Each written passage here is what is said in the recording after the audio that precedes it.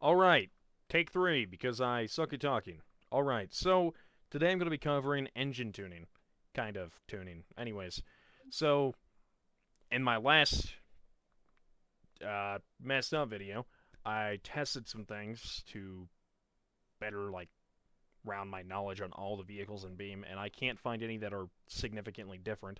So, when it comes to engine tuning, you've got really one main thing that determines your power output and or your maximum power.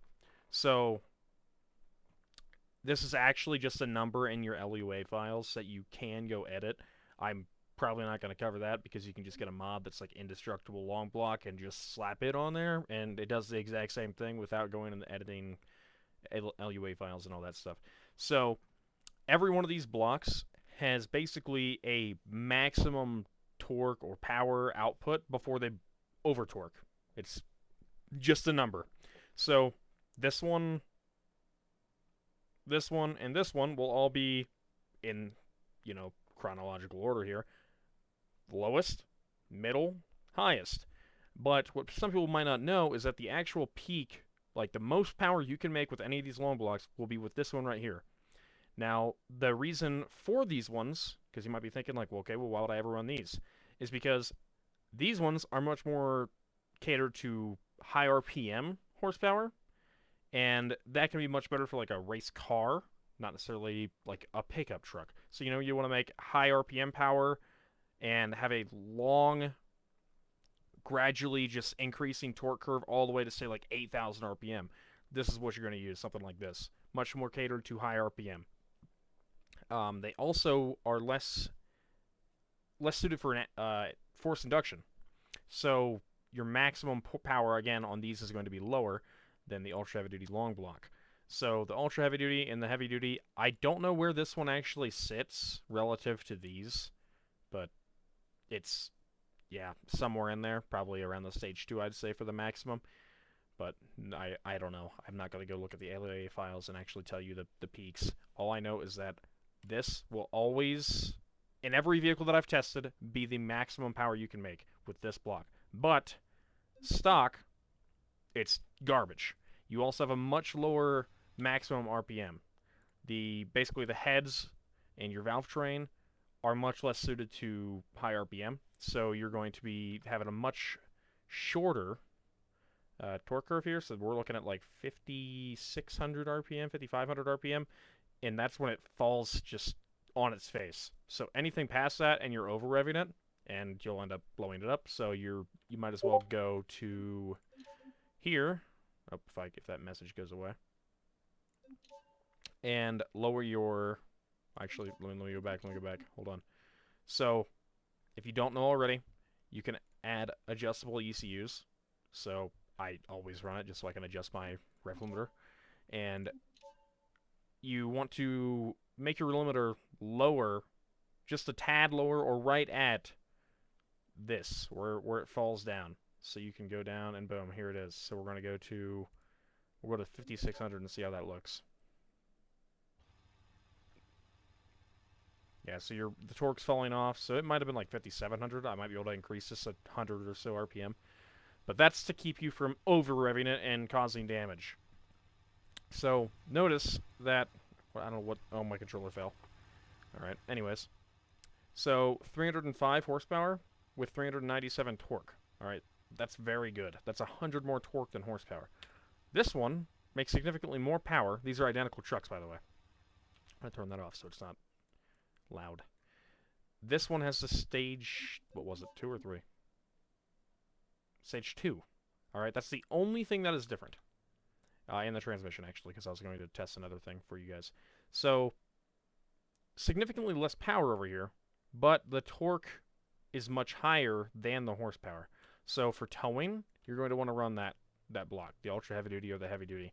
Makes significantly more torque, and you have torque much lower in the RPM range, so it's much better for towing and in real life economy, but BeamNG doesn't simulate that very well.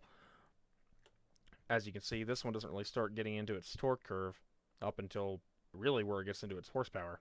So, anyways, I think that covers most of the engine tuning. these are always really self-explanatory. Otherwise, I would cover them. Like, I mean, obviously the race ones are the best. The exhaust manifolds in stacks, the manifolds give you more like stock exhaust options. Um, I've never seen a reason to run any of these different mounts. I typically just slap them on there, but I don't know that it actually makes any difference to the game whatsoever.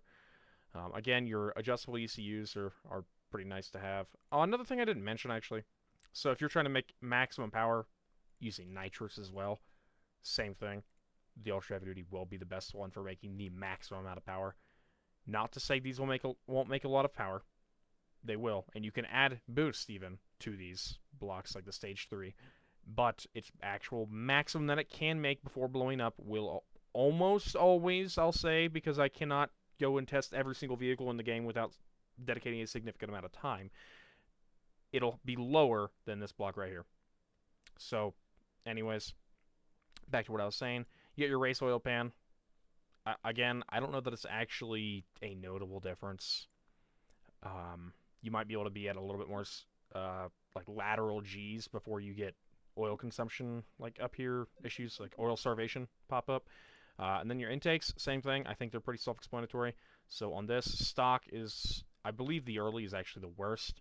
Then late is a little bit better than stock. Race and sport, obviously, sport's better than the late and the stock.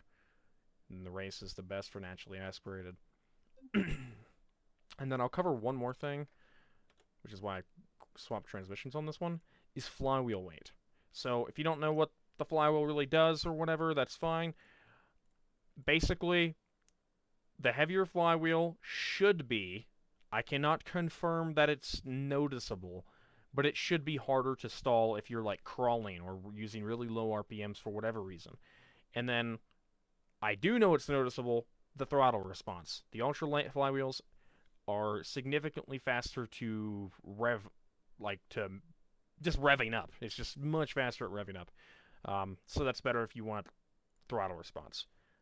And that's all I'm going to cover in this video because I was going to go over gearing, but I don't really, I don't want to make this video too long.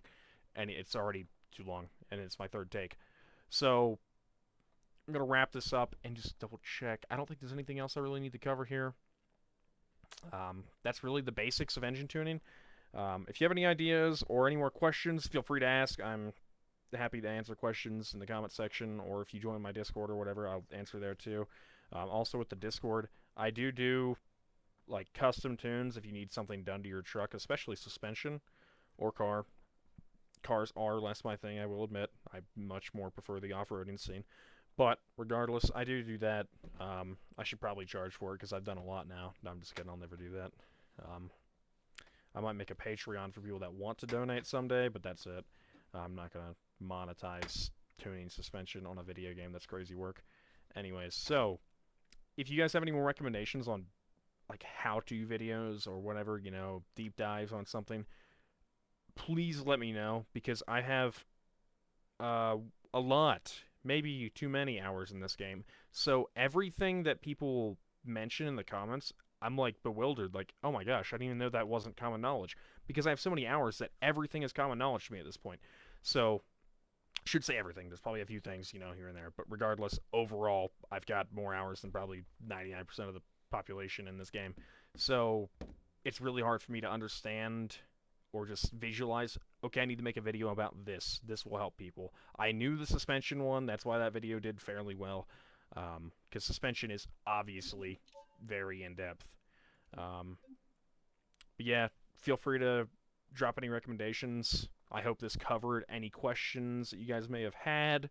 I do think that Ultra Heavy Duty Long Block versus the Stage 3 is a bit overlooked, honestly. I think people like making a lot of horsepower like for drag builds and stuff, especially when you're trying to get maximum power. I think it's definitely overlooked to run the Ultra Heavy Duty, especially when you're adding boost.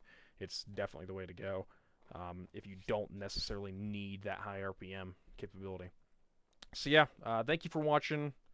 Yeah, any more videos? I'll try to get them out a little faster. Life, man. This doesn't pay the bills, unfortunately, so I get there when I can. But yeah, thanks for watching.